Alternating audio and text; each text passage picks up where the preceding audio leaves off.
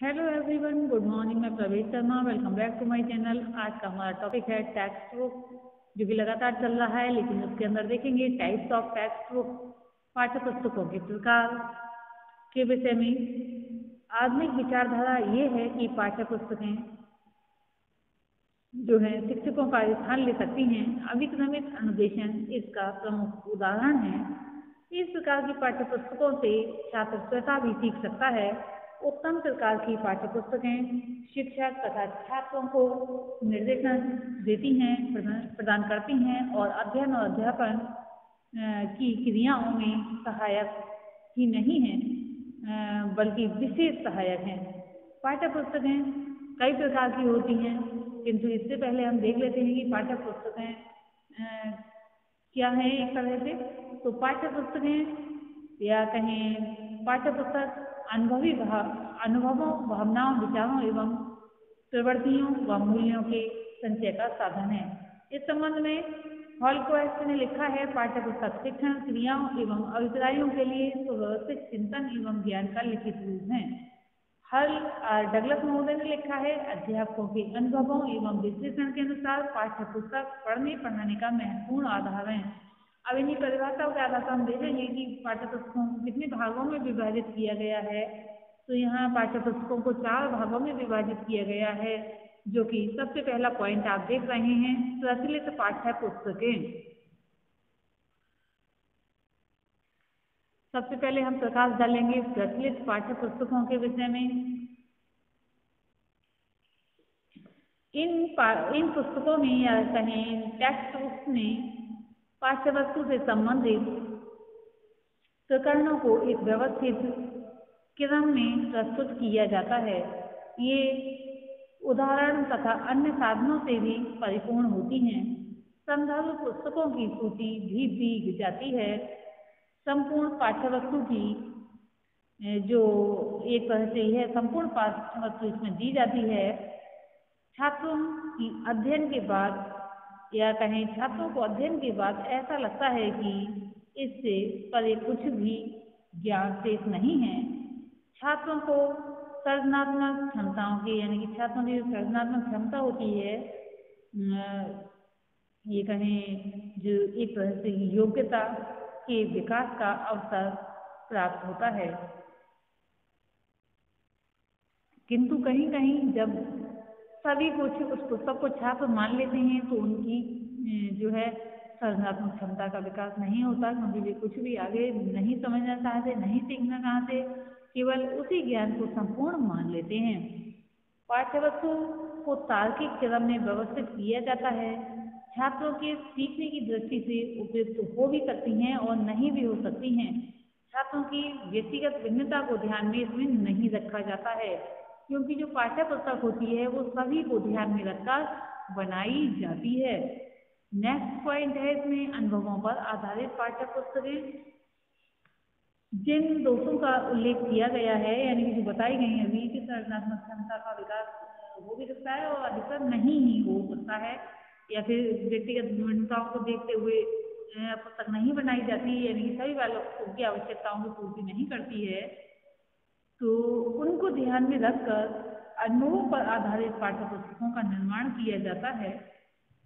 इन पाठ्य पुस्तकों में व्यक्तिगत तथा सामूहिक शोध कार्यों को विशेष महत्व दिया जाता है। प्रत्येक अध्याय में शिक्षण बिंदुओं को एक क्रम में दिया जाता है, जिनका या कहें जिसका तार्किक क्रम न होकर मनोवैज्ञानिक क्रम होता है, जो छात्रों को सीखने में सहायता देती हैं। प्रकरणों से संबंधित आकृतियां व चित्रण भी दिए जाते हैं, यानी कि चित्र भी होते हैं उसमें। उदाहरण छात्रों के जीवन से संबंधित दिए जाते हैं। छात्रों को अभ्यास के लिए अवसर भी दिया जाता है। सीखने के अनुभव विश्लेषण विधि से प्रस्तुत किए जाते हैं। मूर्त चिंतन को ही महत्व दिया जाता है, यानी कि जो वास्तविक चिंतन होता है एक तरह से उसी को महत्व दिया जाता है। इसमें अमूर्त चिंतन का अवसर ही नहीं होता है। नेक्स्ट पॉइंट हम देखेंगे प्रचलित तथा अनुभवों पर आधारित पाठ्य पुस्तकें। इस प्रकार की पाठ्य पुस्तकों में दोनों प्रकार यानी कि जो अभी बताए गए थे प्रचलित पाठ्य पुस्तक हैं, अनुभव पर आधारित पाठ्य पुस्तक हैं, दोनों का जो वर्णन किया गया, दोनों की विशेषताओं को सम्मिलित किया जाता है। प्रत्येक अध्याय को 2 खंडों में बांटा जाता है। प्रथम खंड में पाठ्य वस्तु को वर्णन के रूप में प्रस्तुत किया जाता है। द्वितीय खंड में अभ्यास के लिए प्रश्न तथा समस्याएं एक तरह से दी जाती हैं, जिन्हें छात्र गृह कार्य के रूप में करते हैं। पाठ्य वस्तु संबंधी चित्र तथा आकृतियां भी दी जाती हैं। छात्रों के मौलिक चिंतन तथा सामान्यकरण के लिए भी अवसर भी दिए जाते हैं, यानी कि सामान्यकरण के लिए अवसर प्रदान किए जाते हैं। इस प्रकार की पाठ्य पुस्तकों का आकार बड़ा तथा मोटा हो जाता है तथा उनका मूल्य भी अधिक हो जाता है।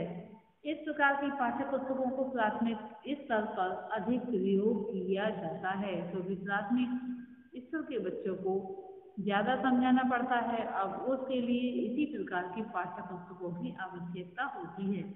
नेक्स्ट हम देखेंगे अभिक्रमित पाठ्य पुस्तकें या अभिक्रमित अनुदेशन पाठ्य पुस्तकें।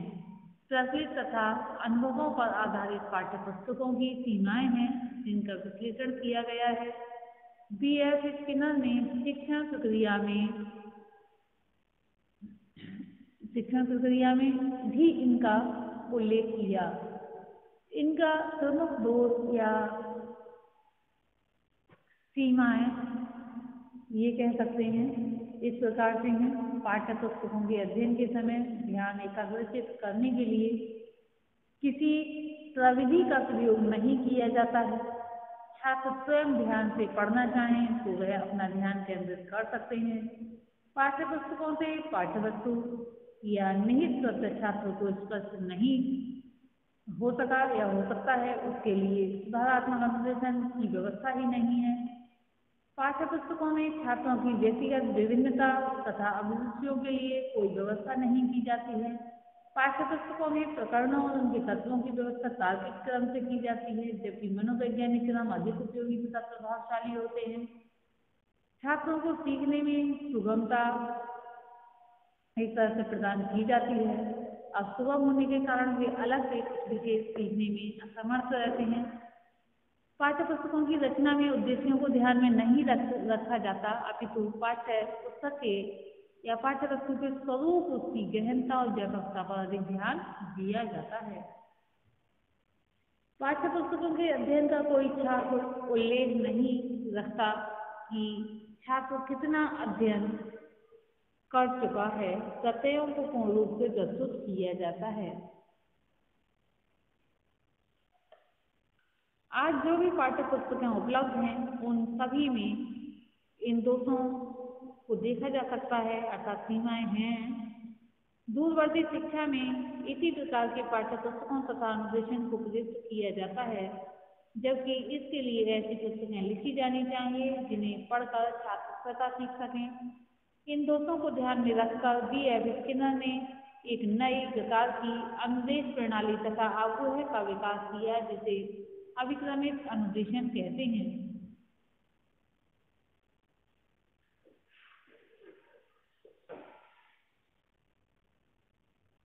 अब हम इसके विषय में देखेंगे अभिक्रमित अनुदेशन की जो पाठ्य पुस्तकें हैं, उसके लिए कुछ मनोवैज्ञानिक सिद्धांत बताए गए हैं, जो कि हम देख रहे हैं आगे,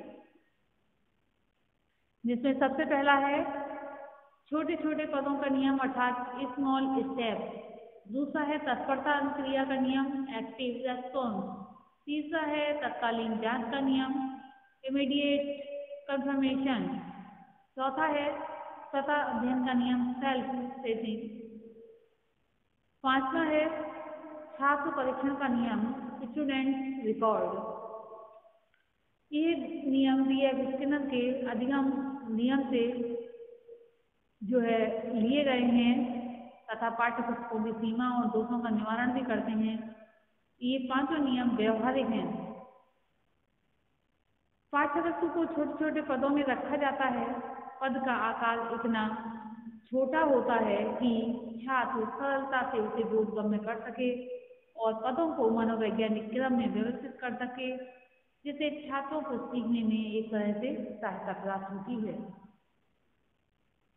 छात्रों को प्रत्येक पद को पढ़ने के बाद उसमें रिक्त स्थान के लिए अनुक्रिया करनी होती है। उस रिक्त स्थान के लिए तत्पर होकर ही सही अनुक्रिया कर सकता है और नया ज्ञान अथवा नया व्यवहार सीखता है। छात्र को पढ़ते समय तत्पर रहना पड़ता है। छात्र को अनुक्रिया के बाद उसकी जांच भी तत्काल करनी होती है, अर्थात तुरंत ही करनी होती है।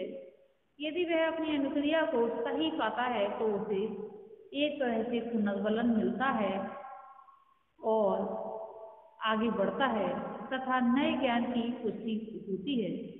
पाठ्य पुस्तक में छात्र को अध्ययन के लिए कुछ करना होता है तथा यानी कि कार्य करने के बाद एक तरह से रेनफोर्समेंट यानी कि पुनर्बलन उसको प्राप्त होता है। प्रत्येक छात्र को उसे अपनी गति से सीखने का अवसर दिया जाता है। अधिगम के अवसर छात्र के अनुरूप होते हैं। इसमें व्यक्तिगत भिन्नता की सुविधा रहती है। छात्र को अध्ययन के साथ साथ अनुक्रियाओं को सीखना होता है तथा उसकी जांच भी करता है। इस प्रकार अध्यापन कहें अध्ययन का आलेख या उल्लेख प्रत्येक छात्र को तैयार करना होता है। उसे छात्र आलेख भी कहा जाता है। छात्र ने कितना पढ़ा है तथा कितनी अनुक्रियाएं की हैं तथा कितनी गलती की हैं, यह आलेख एक तरह से तैयार किया जाता है। नेक्स्ट हम देखेंगे पाठ है पुस्तकों की विशेषताएं, जो कि शॉर्ट में बताई जाएंगी अभी और इसकी डिटेल आगे बताई जाएगी। तो ये जो विशेषताएं हैं कुछ संक्षेप में बता देते हैं। पाठ्य पुस्तक की विशेषताएं इस प्रकार से हैं। अनुभवों का उपयोग। पाठ्य पुस्तकें एक ऐसा माध्यम रही हैं जिनके द्वारा महापुरुषों के विचारों तथा विद्वानों के शोध कार्यों के निष्कर्षों का प्रसार एवं प्रचार किया जाता है। उनमें अनुभव निहित रहते हैं। दूसरा पॉइंट है समय तथा शक्ति की बचत तथा मितव्ययता। थर्ड पॉइंट है सुनिश्चित पाठ्य वस्तु और फोर्थ पॉइंट है शिक्षण में सुगमता। अगर आपने इस चैनल को सब्सक्राइब नहीं किया है तो अवश्य कर लें और लाइक करना ना भूलें। आज के लिए इतना ही, धन्यवाद।